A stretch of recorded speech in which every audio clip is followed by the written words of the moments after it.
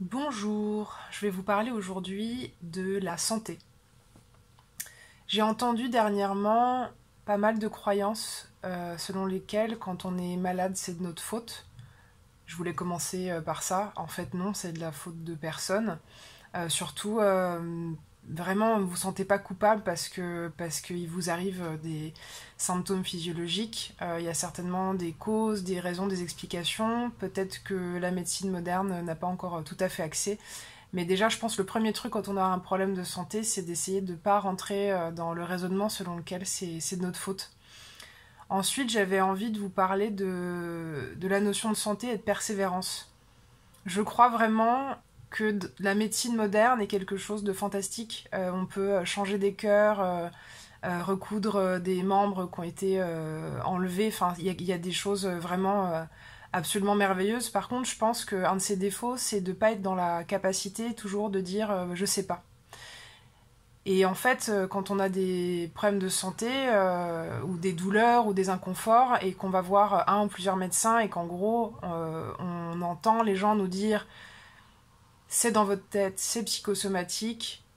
Pour moi, ce que ça veut dire en vrai, la plupart du temps, c'est on sait pas, je sais pas.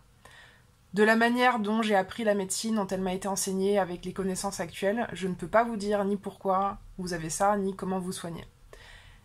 Ça veut pas dire qu'il n'y a pas de solution. C'est là où je parle de persévérance.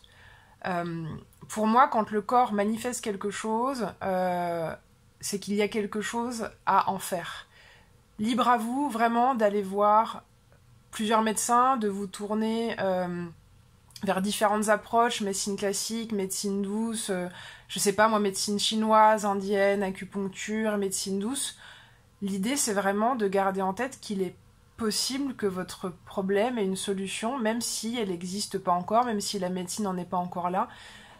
Moi j'ai quand même entendu dans ma vie plusieurs fois des gens me faire des pronostics, alors pas sur des trucs graves, me faire des pronostics extrêmement pessimistes qui sont avérés complètement faux. Donc comme quoi j'ai bien fait de ne pas les écouter. En l'occurrence une hernie discale à 16 ans où on m'a dit vous ferez plus jamais de sport. Ce qui est complètement faux. Voilà, j'ai complètement continué à faire du sport. Voilà, bon, il y a eu tout un temps d'adaptation, de prise en charge, mais voilà, dans la notion de persévérance, c'était ça que je voulais évoquer. Et en dernier lieu, sur la question de la santé, pour moi, il y a un truc aussi important dans les gens qui sont dans le domaine du développement personnel, de l'épanouissement et de la spiritualité.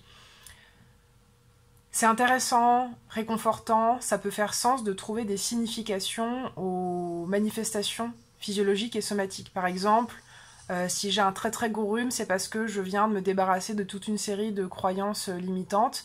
Résultat, eh bien, le fait d'être très enrhumé me permet en fait de vider voilà, ces croyances. Pour moi, c'est ok de lire de la symbolique dans les maladies. Par contre, ce que je fais souvent, c'est que je propose de garder les différents niveaux de lecture. Oui, peut-être que ça veut dire que je me débarrasse, je suis en train de terminer de guérir mon ancien système de croyances pour faire place à un nouveau qui me conviendra mieux. Très bien. Et en même temps, si c'est le troisième, quatrième rhume de la saison, peut-être qu'il faudrait que je m'interroge sur mon système immunitaire. Est-ce que je pourrais, en prévention l'année prochaine, prendre des choses qu'est-ce qui est à faire, quoi. Donc de pas opposer la symbolique à une réalité physiologique, mais plutôt de faire coexister plusieurs points de vue, plusieurs grilles de lecture sur le même événement et la même manifestation. Voilà, comme d'habitude, ce sont des pistes de lecture, que ça vous convienne ou pas, vraiment c'est vous qui voyez, vous prenez ce qui vous parle. Et puis, pour le coup, je suis vraiment obligée de le dire, mais si vous avez un problème, commencez par aller voir un médecin. Voilà, je vous souhaite une bonne journée, je vous dis à très bientôt.